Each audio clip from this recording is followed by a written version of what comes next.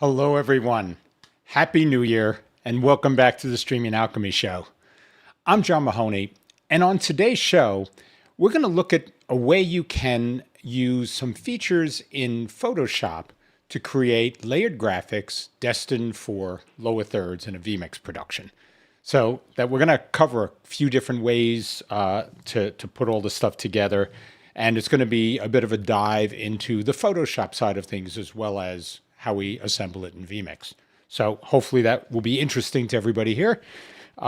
Before we get started, though, I invite everybody, please, if you'd like to ask any questions, have any comments about what we're talking about, just post them below in whatever platform you're viewing on. And if you'd like to join us live on air, we do have a link that's right over here that you should be able to connect to, and somebody from the studio will get you on air live with us. So let's get started. Before we kick in there, do have a few comments here that I just want to go through and say hi. So Axafilm, thank you very much. I hope this is a good new year for all of us. So I appreciate that. Vangelis, thank you. Happy New Year to you. You the man. Happy New Year, you. Always good to have you here. Marco, happy back. It is good to be back after the holidays here. And RP Media, thank you for joining us, RP. Okay, so let me start off by sort of showing you what it is we're going to be creating here. So let me sort of focus it on this, and then we can see it on an overlay. But so this here is our target endpoint. So we have a set of images here that are now basically layered on top of each other, and we've embedded that with a GT title and additional motion graphics. And this is set up so that you can just switch between all these different titles. And this will give you a sense of what it is we're looking to do. And so we're going to show this. If I just sort of cut this over here, you can see this is what it would look like in a standard setting where you sit there and go, okay, these are all the elements that I have in place here, and this would be using it as a lower third. So that's what we're going to be focusing on today, and we're going to start there by jumping into Photoshop. So the trick we're going to use in Photoshop is something called a smart object. And what a smart object effectively is, it's a wrapper for a set of layers in Photoshop that allow you to make transformations and other types of visual adjustments to the wrapper, to this smart object, without touching or affecting any of the objects, the layers inside that smart object wrapper. And that's got a lot of powerful applications. But let's start, and it should become clearer. So this is a standard Photoshop 1920 by 1080, and we set this up. So the first thing we're going to do is we're going to basically create what we just saw with the players. I'm just going to use mobile phones to sort of give you another perspective on how this could be used. But so we're going to set this up. So the first thing I do is I go and I create a new layer. So let me go here, and we'll create a new layer, and we're going to call this one foreground.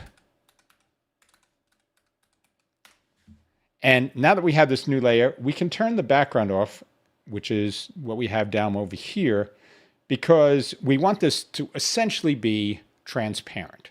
So you could use it as part of an overlay. So the first thing we're going to do is let's grab, I have a couple of images cut out. So here is a phone image of an Android phone, a Samsung Galaxy. So I'm going to select this and select all, copy it. And then I'm going to go back over here, and I'm going to paste it. So here is the first thing. I've put this one layer into our Photoshop.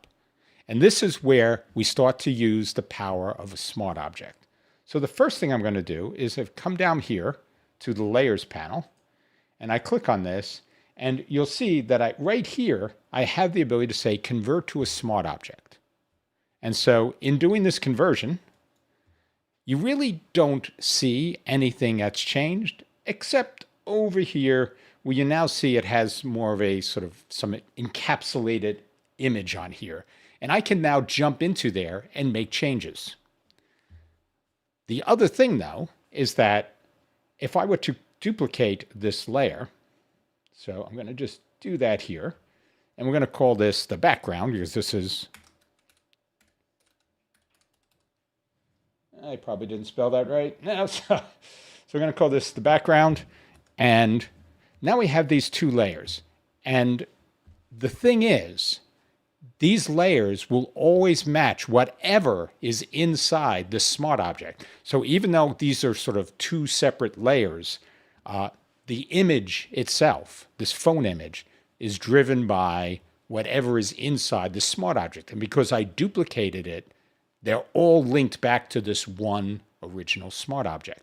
They're not two separate objects. It's one smart object powering two separate layers. And that's an important piece as we do these next steps.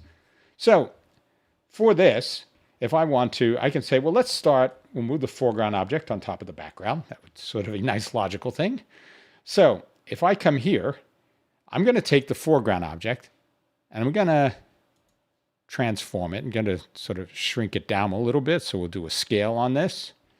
And as I do this, you can see I have the other object sitting behind it. It's powered by the same backend. So if I go here to the background now, what I want to do is I want to create that same basic look that we had with the players. So the first thing I'm going to do is I'm going to say I need to crop it, because what I really just said, I had a part of the player, the top part of the player, sort of sitting behind their full image. So I'm going to go here and I'm going to, this is selected. So let me get my, so I'm going to go up here and I'll select this top piece of the background object. And then to get this so it looks smooth on the edges, I'm going to go and I'm going to say modify this and feather it. And we're just going to do a really big feather, like a 50 pixel feather. And that's going to soften the edges around this. And here's the trick for this now.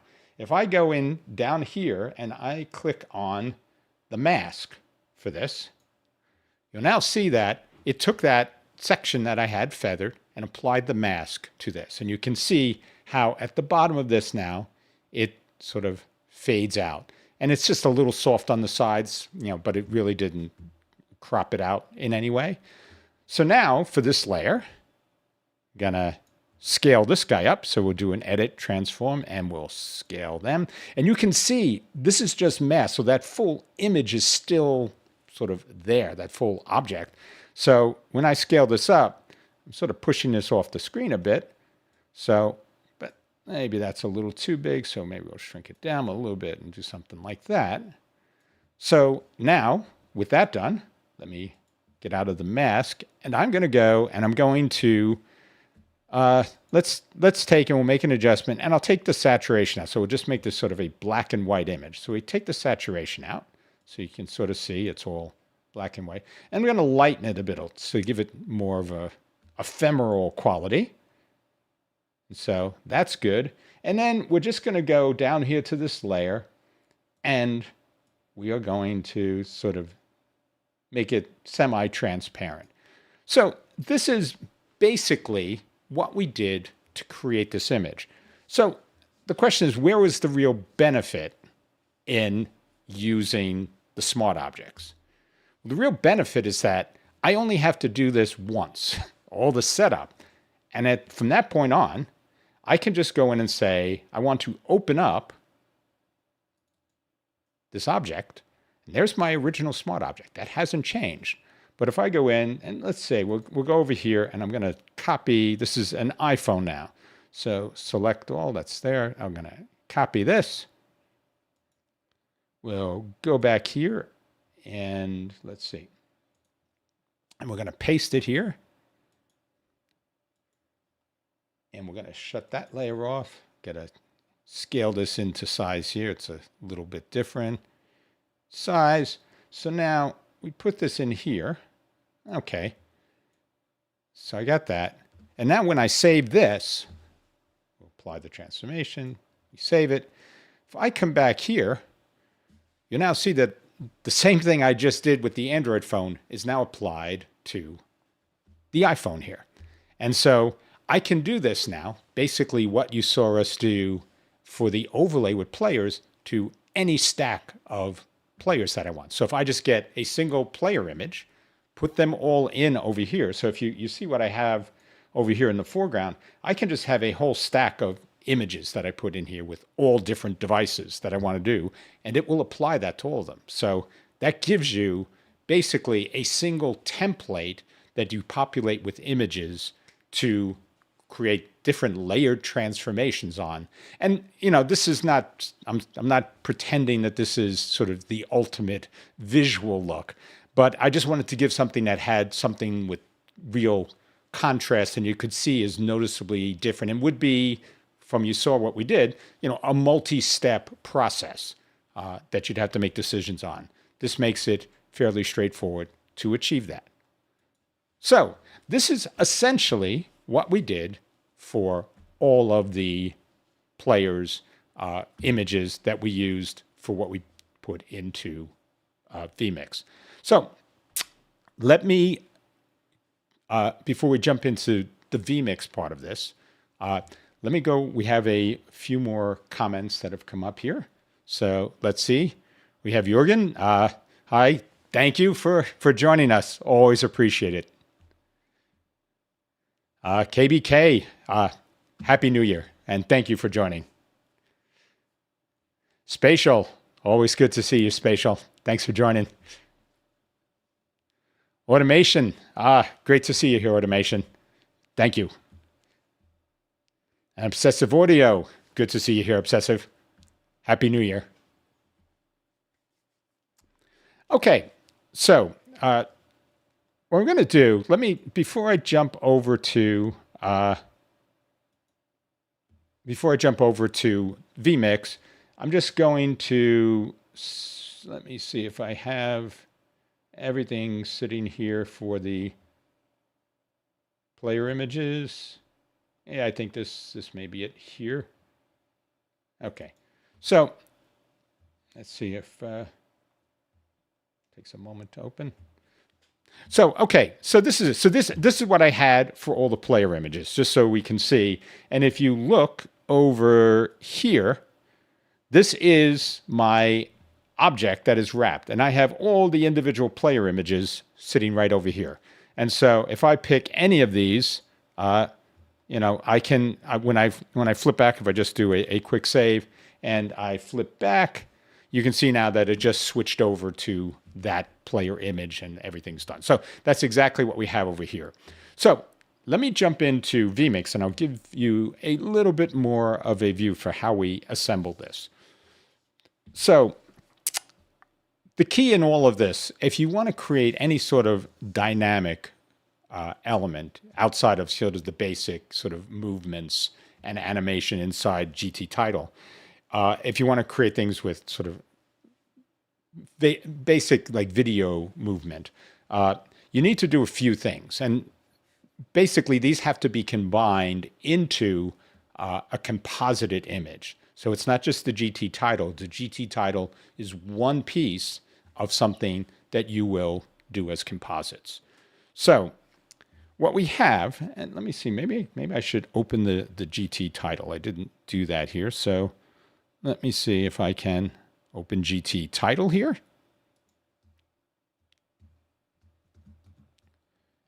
Yeah, give me a second. It's on the other screen.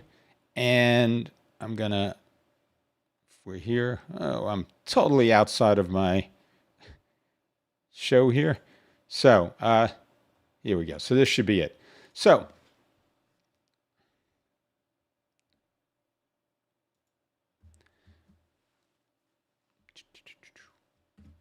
okay, there we go. So here's effectively what I have. I have a set of layers where I have the the player name here. I have their position here. I have a little ring that sort of goes around where the player name will be that we put in. And I just embed one of the images that I have here as a sort of a stand-in for all the players. So this is my GT title. Fairly straightforward, just a few stacked layers. But you notice that in here behind the name, even though I have a background that's basically almost fully transparent, the background just gives a little bit of almost texture to what I have there. So this is the layers that we have inside the GT title.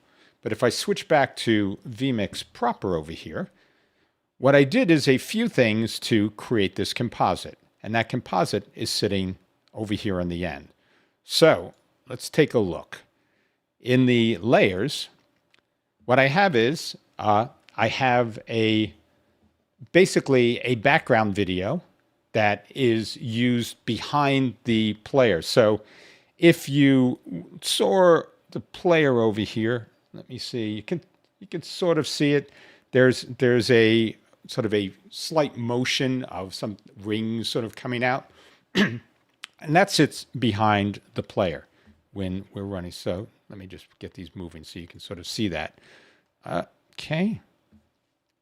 And let me go back to the layers here. Sorry about that. So that's that movement that you see going on back here. So that's the image behind the player. Then I have the actual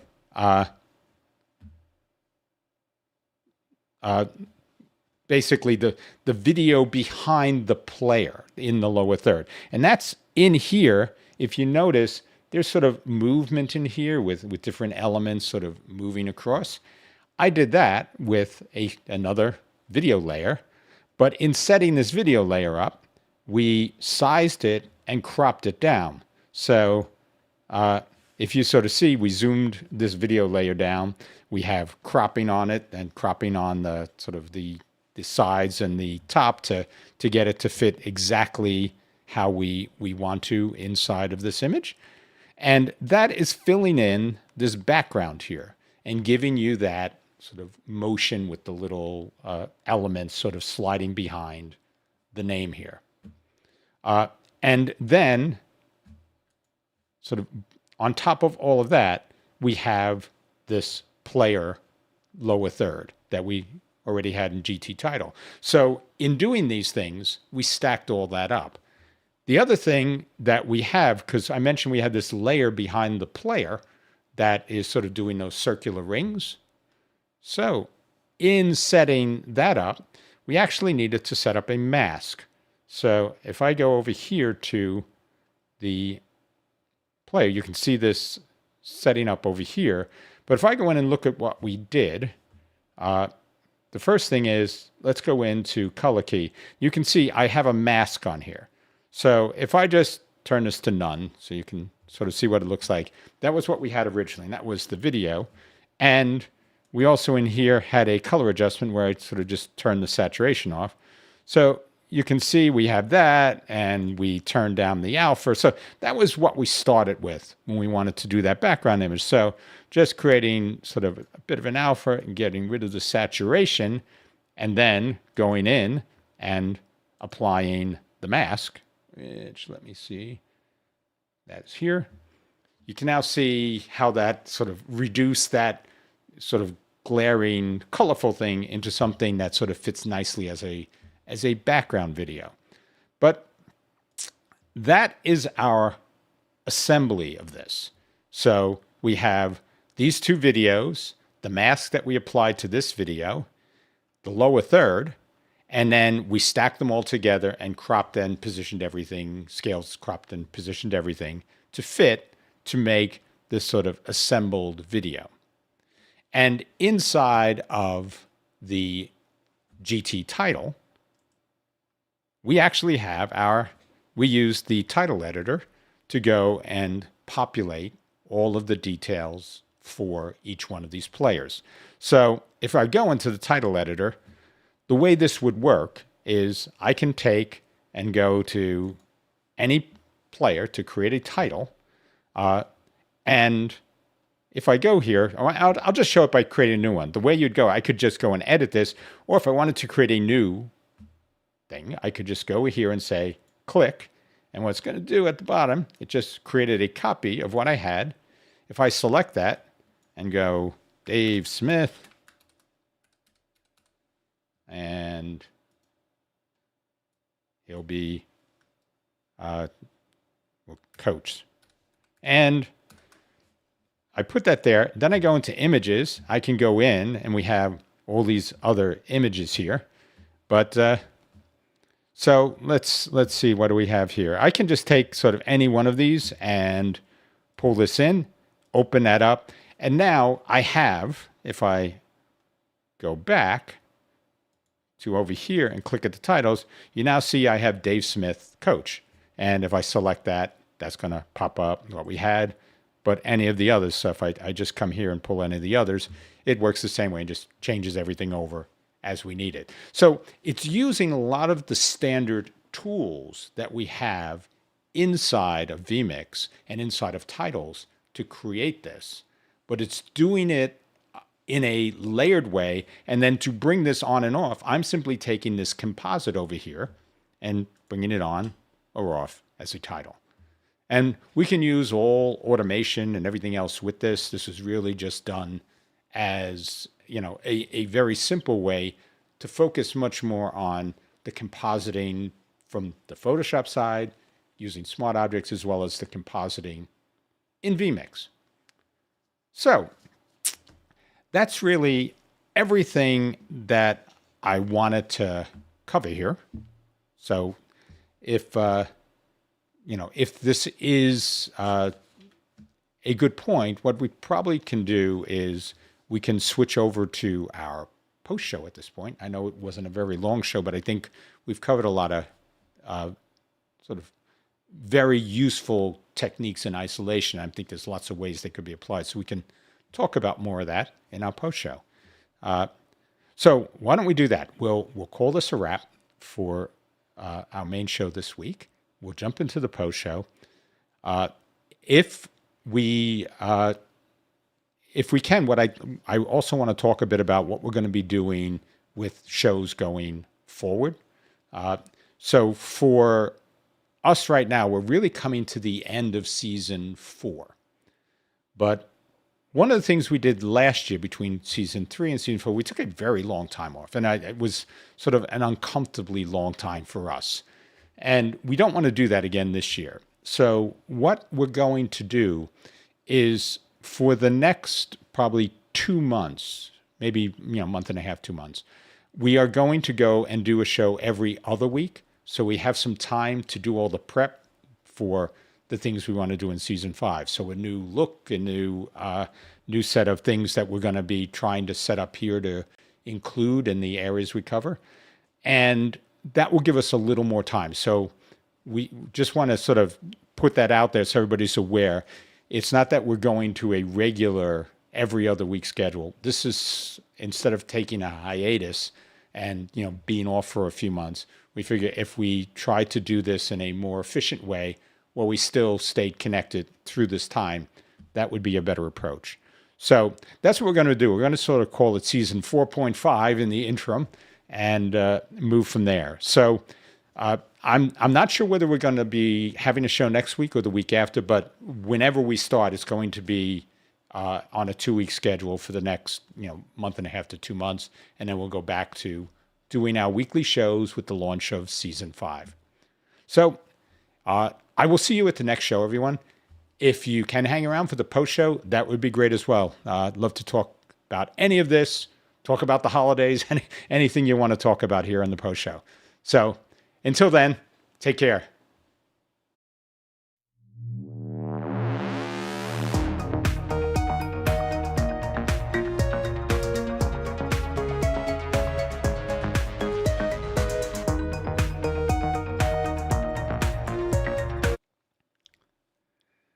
Hello, everyone. Welcome back.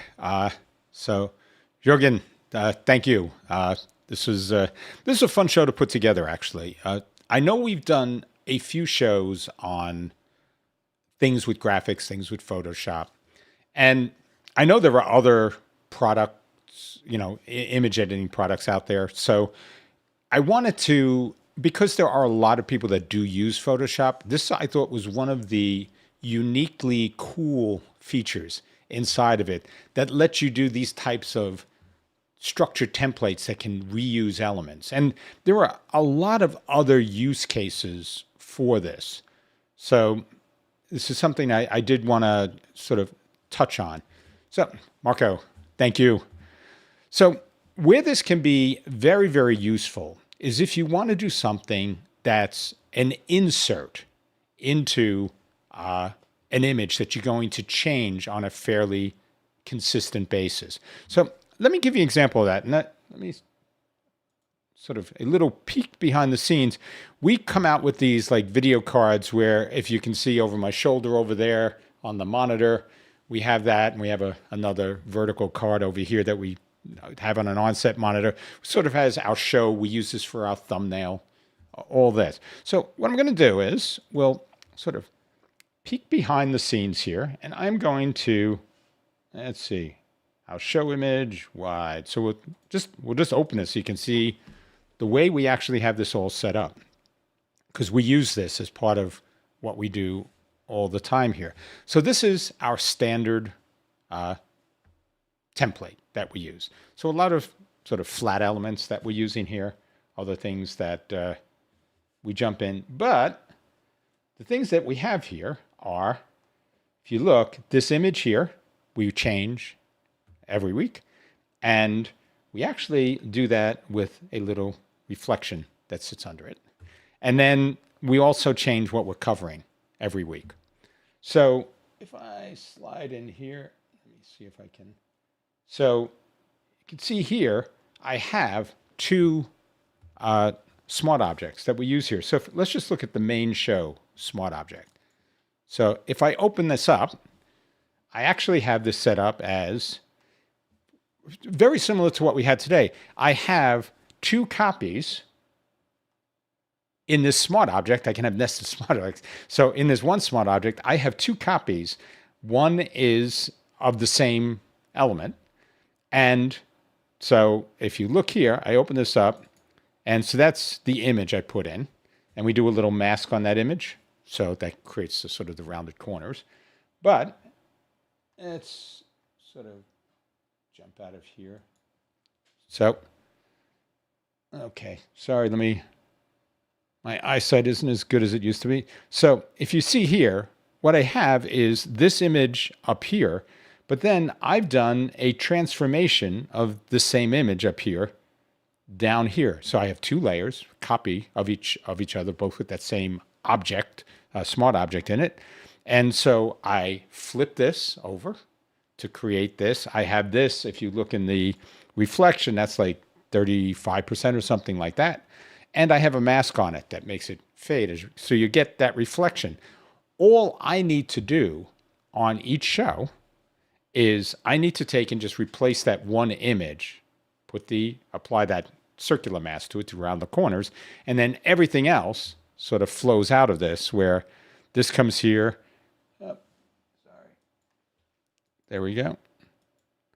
And now this comes and is positioned in here. So you're sort of doing smart objects inside of smart objects to create something that is this composited end view that we have here. And we basically do the same sort of thing for the topics that we're covering in this case, where I just have this and I have layers, and those layers have all the different little topic icons that we can have, and we put them in here and lay it out. So that's how we do this. But I thought this was good to show because it's a real world use case. We're using this every week for our show to create the thumbnails and the signage on set. So hopefully that gives you something that's sort of a more concrete foundation use case here beyond just the graphics we did. So we have I have Anderson Springer. So it said Happy New Year over on Facebook. I am sorry, we still don't get Facebook comments coming into our vMix social here. So I apologize for that, but Anderson, thank you. I definitely appreciate you watching, and Happy New Year to you as well. So we have somebody in the studio actually looking at Facebook. So when we get comments on there, we can make sure that we recognize them. So apologies for not being able to do that sooner or put that up, but definitely appreciate you watching. Okay, then. So as I mentioned, we are looking to do some stuff as we come into season 5. So we're probably, as I mentioned, wrapping up things for season 4. And we will be doing shows every other week. I said we're either going to have a show next week or we're going to skip. I'm not sure yet. We're still pulling that together. But that's going to be something that will give us an opportunity to work on some of the things that people have suggested. And we have been going through, I'm going to respond this coming week to all the suggestions and comments people made about where we should go with the show. I really do appreciate everybody that took the time to respond to that. That's something we really, even though I post it every, once in a while as a way to stimulate some feedback, it's something that everybody should feel very comfortable giving anytime. We're very open to learning and growing around your needs. Oh, we just have something from Marco here. He has a question that's a bit off topic for today. He wants to know if it's possible to use a Stream Deck to control an ATEM Mini without companion. As far as I know, and I'm not an ATEM Mini expert, so you need either companion or central control as the two sort of main ways to do that type of control. If you want sort of full control. On a Stream Deck, you can, I believe, send HTTP commands to IP addressable devices. So it's possible there are certain things you can do on a Stream Deck, with a Stream Deck, without having companion or central control. But I think that would be fairly limited, and that would probably limit what some of the things you could do.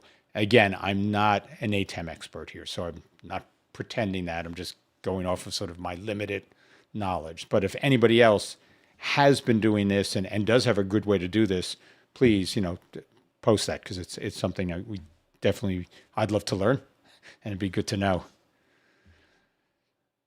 So, as I mentioned, some of the things that we talked about that we're going to see if we can do, we just put some new hardware in to try and set this up, but we're going to look at Unreal Engine and some things with virtual sets and chroma key, because we know there's been a lot of interest in that.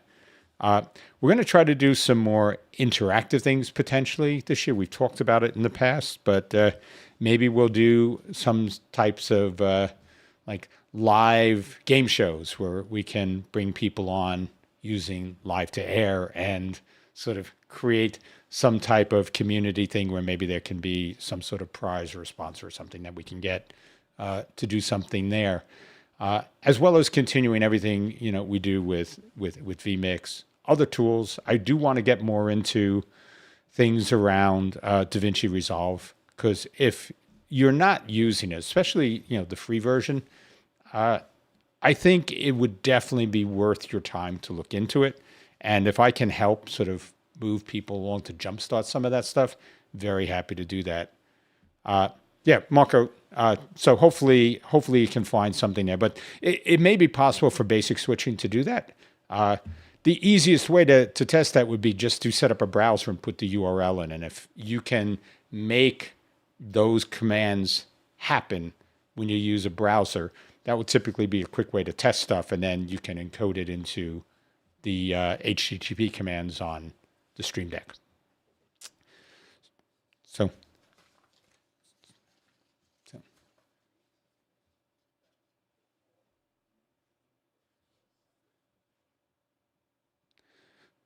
okay, so Anderson was over on Facebook, was asking if it's possible to create something where you could put all of your vMix inputs onto a separate screen. I guess that would be some type of MultiView. So Anderson, I don't know the show numbers directly, but we did a few shows of where you could set up and create these sort of multi-views and even make them dynamic so you could sort of change what you're looking for. If I can find them, I'll sort of post them as a comment on the replay, so you have that available. But that should give you pretty close to what you want, where you'll be able to take and create single multi-views with a whole range of different inputs, but also inside of vMix you can do. So let me actually jump over here. I think it's in the outputs. I'm trying to remember where this is. It's not something I use. So yeah, so if I come here, I can go in and say, we'll take this and I can customize the layout. And this on its own lets you go and select, in this case, up to 14 inputs. And you can say, based on this layout that you have here, where I just have this sort of block of layouts here, the block of boxes here, where do I want to place things? And that gives you a pretty straightforward way to do simple, I just need to look at a fixed set. We did shows which use scripting to do some more advanced versions of this, but that's what's built into vMix right now. So hopefully that will get you started. But we have, the other shows to look at as well, which may give you closer to, the specific things you want, or give you the flexibility to build your own. So hope that helps. All right. So that's what I mentioned. We have a lot of new things we want to do, and we want the time to do that. We're going to refresh the show look like we do each season. So there's a few new distinct elements that we have coming on screen. But that's basically what we're going to be doing over the next few months in preparation for season 5. So we will be taking all the feedback you've given us and continue to welcome additional feedback. This is an ongoing process. We will be looking forward to getting a whole new set of shows ready, and hopefully new topics that are interesting to everybody. All right, then. I think we are probably at a good point, albeit a shorter show this week, a good point to wrap things up. So thank you all for being here, for making the time on your Friday to join us live. Definitely appreciate it. And I look forward to a great new year for everyone. I think this could be a really exciting year. And there's a lot of change in this industry and a lot of new tech that's coming in. So hopefully we'll all find ways to leverage it in some really cool and creative ways. So until the next show, take care, everyone. Be safe, be well. See you then.